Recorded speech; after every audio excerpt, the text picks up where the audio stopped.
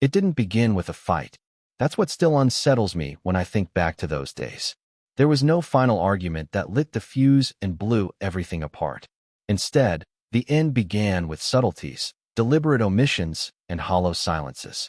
The shift was so quiet, it almost escaped me. 3 months before I left, I noticed my wife started wearing her AirPods around the house. At first, I thought she was just listening to music, maybe an audiobook. But then I realized she wore them during dinner, while folding laundry, even while watching TV beside me on the couch. If I spoke, she'd tap one ear and say, "What?" with no real interest in what I had to say. Eventually, I stopped trying. Touch disappeared next. I don't mean sex. I mean those small gestures that make two people feel a sense of connection. Her hand no longer brushed mine when we passed in the hallway. Physical closeness had been replaced with spatial awareness. She maintained a buffer, as if I were radioactive. Meals became mechanical. We'd sit across from each other at the table in almost complete silence. I'd ask about her day, and she'd respond with a word or two, sometimes just a shrug. There was a night when I tried breaking the silence with a joke, something stupid I'd read online, and she blinked at me like I'd interrupted something important, then went back to chewing. That night I finished eating before her, stood, cleared the plates, and washed the dishes. She didn't even look up. The house itself started shifting too. Subtle things again. One morning, I noticed that the framed photo of us from our first anniversary was gone from the mantel. In its place stood a decorative candle holder. Our wedding portrait vanished from the hallway near the bedroom. I found it later at the bottom of the guest room dresser, buried under old linens. She hadn't even bothered to wrap it. I never asked her why. Some part of me didn't want to hear the answer. I recall a specific evening in late October. I had gotten home a little early from work and thought maybe I'd cook dinner. Something comforting, simple. As I was chopping vegetables, she walked into the kitchen and just stood there, watching. Her face blank, unreadable. After a few seconds, she spoke. "You don't have to do that." "Do what?" I asked, knife still in hand. "This," she said, motioning to the stove. Trying. Her tone wasn't cruel. It was indifferent. She could have been commenting on the weather. I asked if she wanted to talk, maybe see a counselor. She snorted, turned around, and walked off.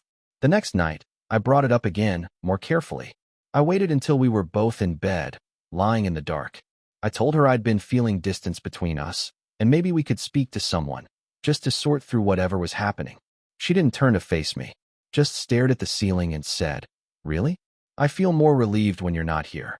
Don't waste your money on psychos." That's when it clicked. Her silences weren't passive anymore. Me being gone wasn't something that upset her. It was a state she preferred. I began noticing other signs. Her phone, which used to live on the coffee table or in the kitchen charging dock, now stayed glued to her. She typed faster, more often, always slightly turned away from me. When I entered a room, she'd sometimes put it face down without saying a word. That kind of subtle shielding becomes loud after a while. Louder than shouting. There was a Sunday afternoon that still replays in my mind with eerie clarity. I was cleaning out the coat closet by the front door, and I came across one of those small storage baskets we used to keep old winter scarves and gloves in. Underneath a pile of mittens, I found a card, the kind you get with flowers. It was unsigned, with just a short message. "Thanks for last night. You're dangerous." That was it. No name, no logo, just those words. My pulse surged, but I didn't bring it up. I returned the card exactly where I'd found it, and left the basket untouched. Something about her energy changed in those days. She moved around the house with a kind of casual freedom I hadn't seen in years. She'd hum occasionally, cook herself small meals, but never offers me any. Sometimes she'd walk through the living room with her coat half on, typing away on her phone, and vanish for hours. When I asked where she was going, she'd reply vaguely, "Out," or "meeting a friend." It was the kind of answer a teenager gives their parents. I didn't push. I started going to bed earlier, ate lunch out more often, avoided asking questions I didn't want the answers to. Still, I hadn't given up. There was a sliver of me that believed we could mend things. Maybe I'd overreacted. Perhaps it was stress. I tried one last time, in early November. I suggested a weekend away, just the two of us. A cabin, no Wi-Fi, maybe some hiking. Her response? "God, that sounds suffocating." That was when something settled in me, something final. It wasn't hate. It wasn't heartbreak. It was detachment. She'd already left, just not physically. She was already somewhere else. I was just a name on the lease, a shadow crossing the hallway. The next part of me, the part that had once believed we were forever, began to let go. I didn't rage. I observed. And when the right moment came, I knew I would act, not to win her back, but to remove myself entirely from a space where I was no longer welcome. And that moment was coming faster than I expected. There's a specific kind of silence in a house that no longer feels like yours. It doesn't hum. It waits.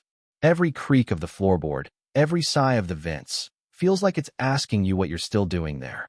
By the time the message came, I had already begun answering that question myself in small, invisible ways. I'd stopped adjusting the thermostat to my liking, skipped my evening coffee, since it always lingered untouched. I even started sleeping on the far edge of the bed, leaving a gulf of sheets between us that neither of us acknowledged. It was a Saturday. Cold, gray, a kind of weather that made staying in feel justified. She had been up early, going through the motions, shower, hair, makeup, all without once acknowledging me as I sat in the kitchen with my coffee and toast. She brushed past with her gym bag slung over one shoulder, humming something tuneless under her breath. The door clicked shut behind her like punctuation. About an hour later, I was upstairs changing the sheets. Her phone, which she never left unattended anymore, sat blinking on the nightstand. One unread message. Normally, I would have walked right past. Whatever trust we'd once had, I hadn't violated it. Even as things fell apart, I stayed on my side of the invisible line. But this time, something about the way the screen lit up held me there. I hesitated, then stepped closer. The message preview was from her best friend, Madison, a woman she used to describe as harmless, dramatic, a walking tabloid. I tapped the screen before I could talk myself out of it. What opened in front of me was a chat history I couldn't unread. Her last message, sent just minutes before she'd stepped into the shower that morning, said, "It would be cool if he just disappeared." No sarcasm or smiley face. Just a plain, calculated sentence that made the hair on my arms rise. I scrolled up. "Madison, you're seriously still putting up with him?" Her, barely. "He just exists around me like furniture. I've stopped pretending." "Madison, you think he suspects?" Her, "He's clueless. Like always. I swear, it would be cool if he just disappeared." There it was again. The same line.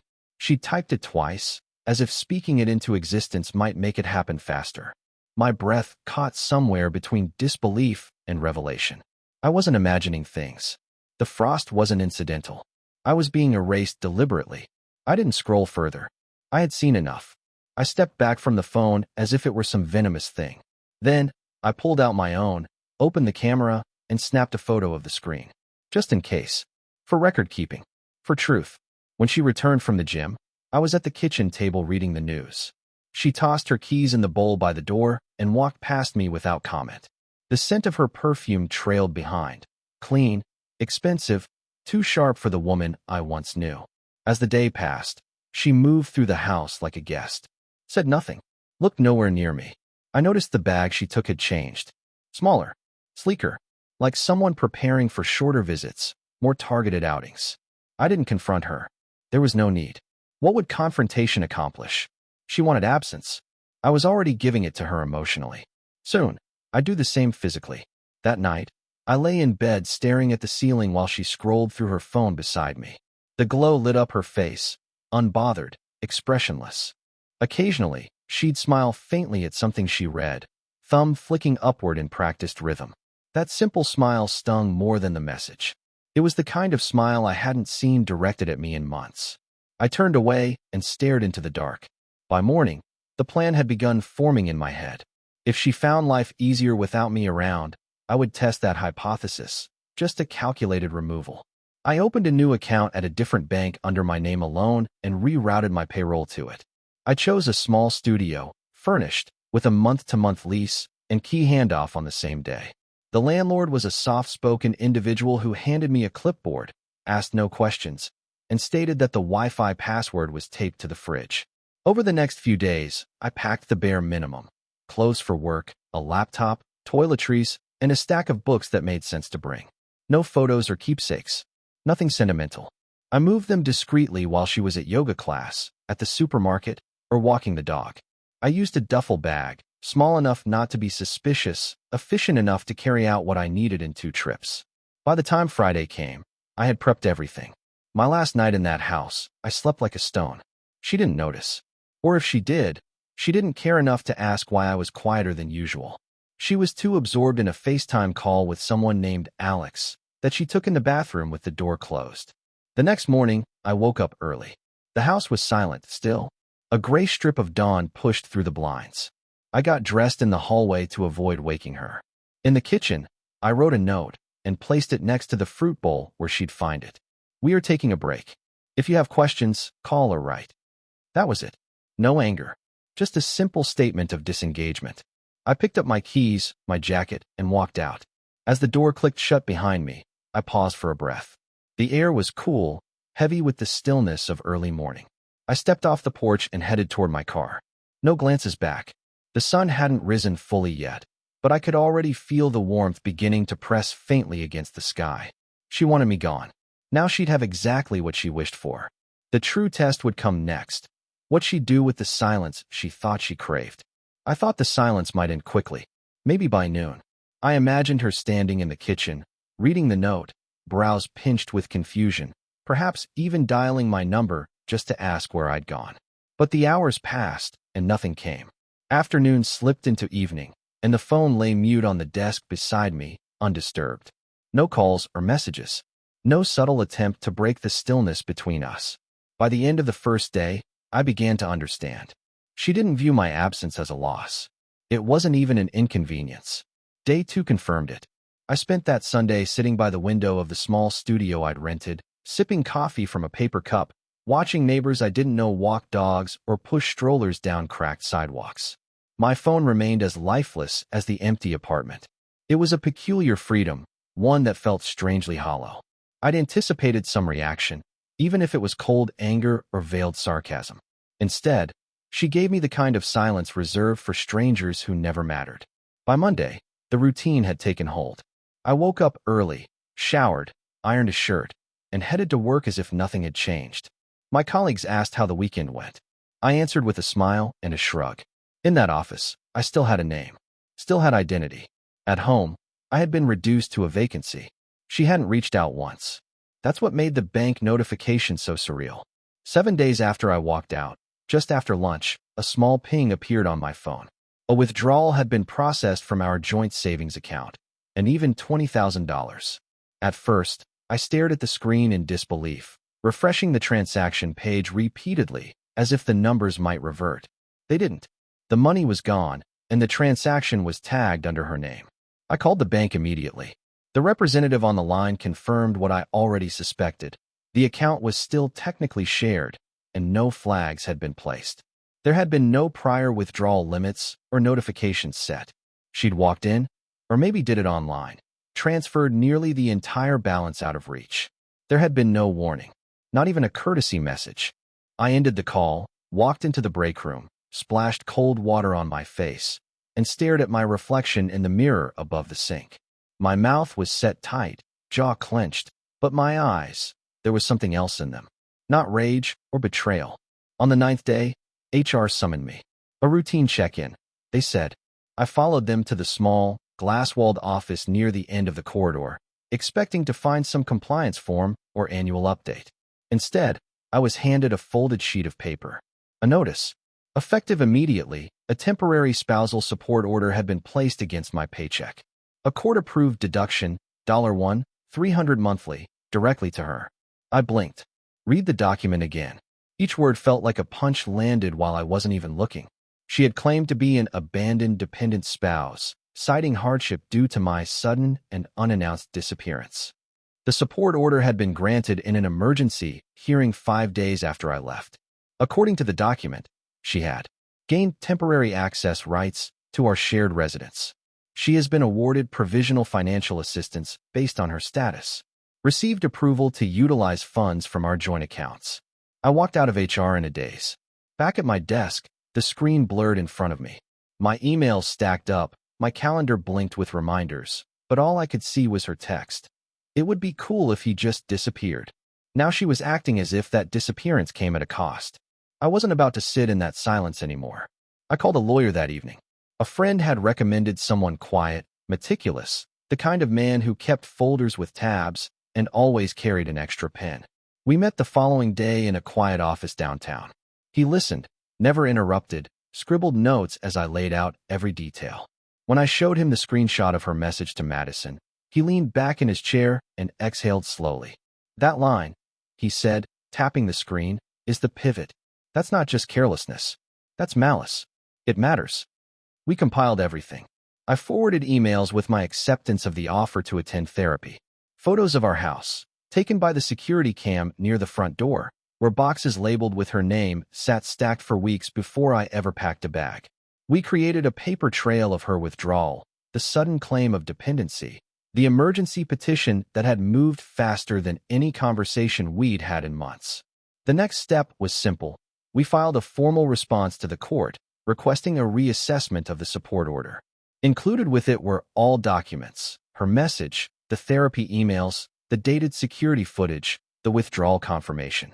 The hearing was scheduled for the 20th day after my departure. I spent the days in between preparing, not with anxiety, but with a strange kind of calm. She had drawn the battle lines when she drained our savings and branded me an escape artist. Now I was stepping onto the field with every receipt. I didn't contact her during that time.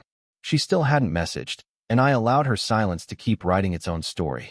When the court date arrived, I walked into that sterile room wearing the same tie I'd worn to our engagement dinner. A strange, accidental choice, but fitting. She was already seated, legs crossed, posture composed like someone who'd rehearsed. Her lawyer started. Her story was a monologue of hardship, abandonment, and emotional toll. She dabbed at her eyes once, even though they were dry. Then it was our turn. My attorney presented the information with clarity, never raising his voice. He read her message aloud to the judge, presented the timeline, showed my text offering therapy, walked through the entrance footage, submitted her sudden transfer as evidence of premeditation. The room went still when the judge glanced between us. The ruling didn't take long. Spousal support was revoked. She was ordered to return the $20,000 until the final asset division was determined. The judge's final line echoed in my head long after we left. "You cannot claim abandonment while simultaneously orchestrating the other party's removal." Outside, I inhaled deeply. The air felt lighter. The storm wasn't over. But for the first time in months, I could see the horizon clearly. And I was standing on solid ground. I wasn't expecting her to break down in court. She held herself together with an icy poise, chin tilted slightly upward, eyes flat as glass.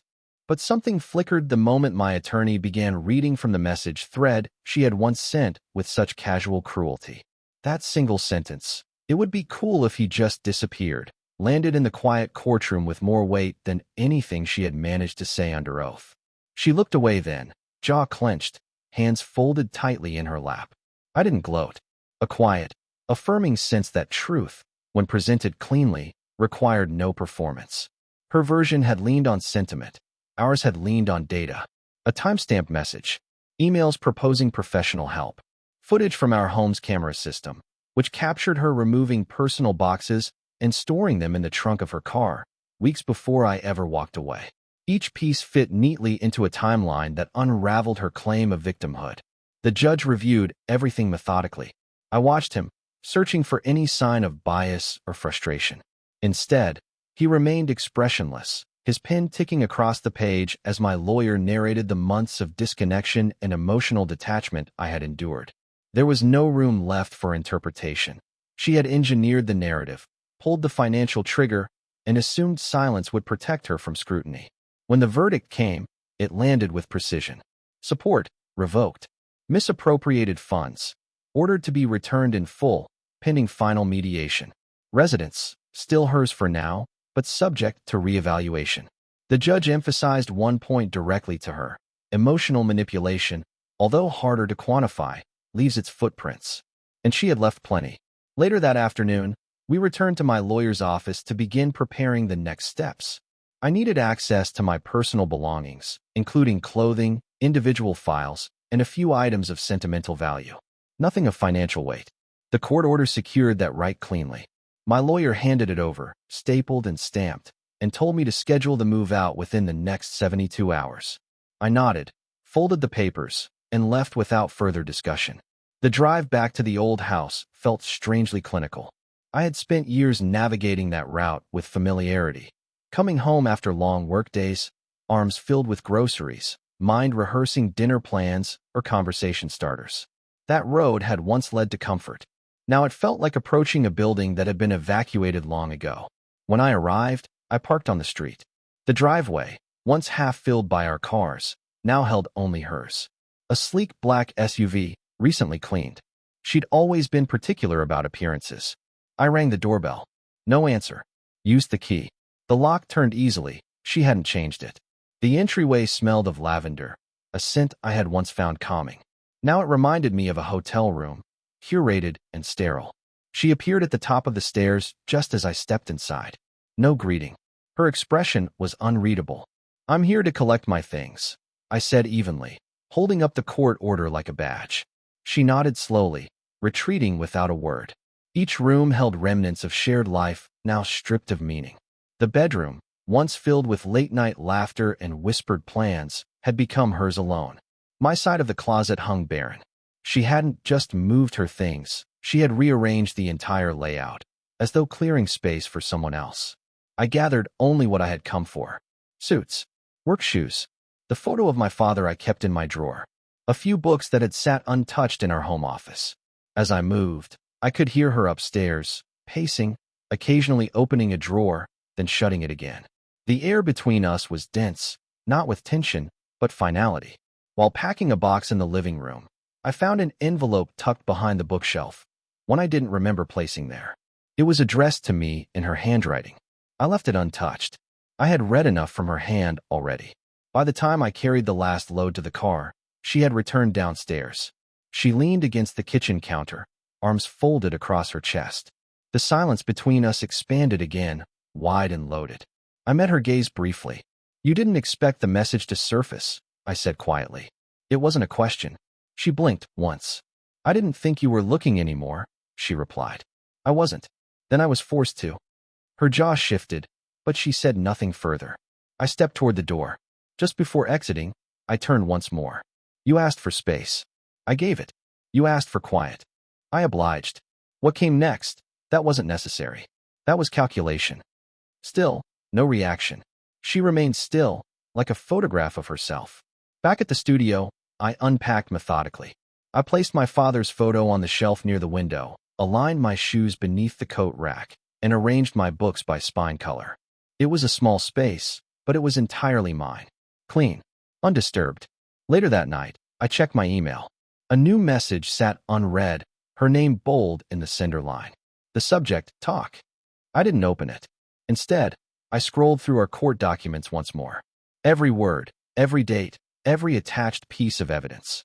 Each formed a map tracing the erosion of a relationship, one I had tried to salvage, even as she was lighting it from underneath. This wasn't about vengeance. It was about clarity, and clarity had arrived with a checklist. A week passed before I opened her email. I hadn't intended to read it. But one night, after a long meeting, a glass of bourbon, and a jazz record humming low in the background, I clicked. The message was short, less than 5 lines. "We both made mistakes. Maybe we rushed things. Let's talk, start fresh. Court doesn't have to be the end." I reread it once, then shut my laptop. Her words didn't stir rage, just fatigue.